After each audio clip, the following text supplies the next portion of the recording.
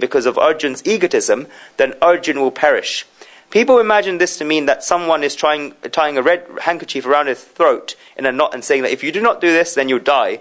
But where has God gone in 2 verses? He has shown how he abides in the hearts of all beings.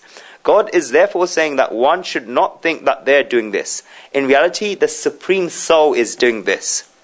We call one's own nature Swabhav, which is split into Swa, own, and Bhav, nature, but ultimately the Swabhav is not yours. It is ultimately the God's wish. It is God's wish because God is doing all of this. That is why God made it clear in last 2 verses by saying that if you do not listen to this because of egotism, and if you do not do this because of egotism, then this means that you're going in the opposite direction of God's wish, and you're going in the opposite direction of the supreme consciousness.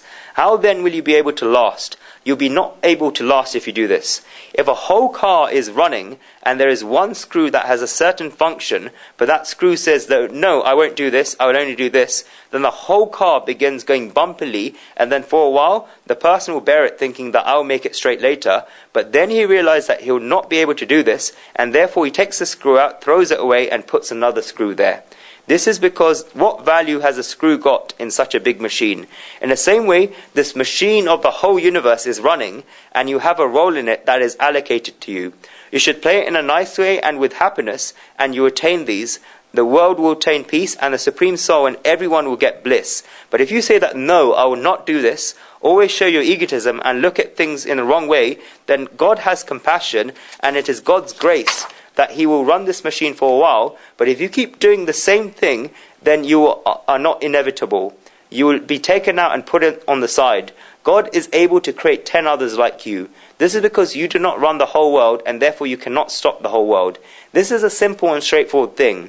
Now, out of the 5 steps we saw earlier, in the brackets of Swabhav, replace my own nature, which is incorrect, with the Supreme Soul's nature, which is correct. Because what I regard as mine and what I regard as myself is in reality God abiding in the hearts of all beings.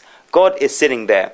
The QAD of this is that I am God. Aham Brahmasmi, I am Brahman, I am God. The God residing within you is your true form, and therefore you should find out the wish of God residing within you, and you perform works, karmas, accordingly. This means that when this is being opposed, then who is opposing this? We are opposing ourselves. Until now we were thinking that these are 2 separate existences, that this is God and this is me, but this is incorrect because the Supreme Soul resides within all creatures, and the Supreme Soul is running everything. This is our true form. Therefore, this wrong association that we have created, and the different camp that we've created, that this is me and this is God, this is where the mistake is. The reason for this is that it is only because we have created a different camp that sorrows have arisen. That is why God said that do not make this resolve based on egotism. God is telling us to leave this camp and become one with him. In fact, he is saying that we're already one with God. Only then will no sorrows remain. And this is not something to make human beings dependent, helpless or idle, but it's something to increase the pride of human beings. This is because the human being now thinks that the whole of this world is inside me. He is inside me, his wish is working inside me. How much pride is this? The Lord abides in the hearts of all beings. Many times when people are dancing on stage, for example, when there's Garba, during the holy festival of Navratri, then they perform it in complete synchronization. All of their feet are raised at the same time, and all of their hands are raised at the same time. If everyone on stage is lifting their right feet and there's one person lifts his left foot, or if everyone on stage is lifting their right hands and this one person is lifting his left hand, then the dance director will say, look, you're lifting your left foot while everyone's lifting their right foot, and you're lifting your left hand while everyone is lifting their right hand. You should lift your right foot and your right hand, only then will all of this look good. Then if the person says, no, I'll carry on lifting my left foot and my left hand, after they practice for 4 or 5 days, then as the show comes closer and this person is not improving, then the director will say to change this person. This will not work. It's a matter of pride for you that you're taking part in all these great dances and that everybody is synchronizing the dances so nicely at once. If you meet with this, then it will suit you. In the same way, the dance director sitting up there is turning this play of the whole world, but are we synchronizing with it? Or are we creating our own different moves from inside? Many times when we're watching this program, then if one person is doing it differently, then we feel that this person is not doing it properly. It keeps pricking us that he's not doing it properly.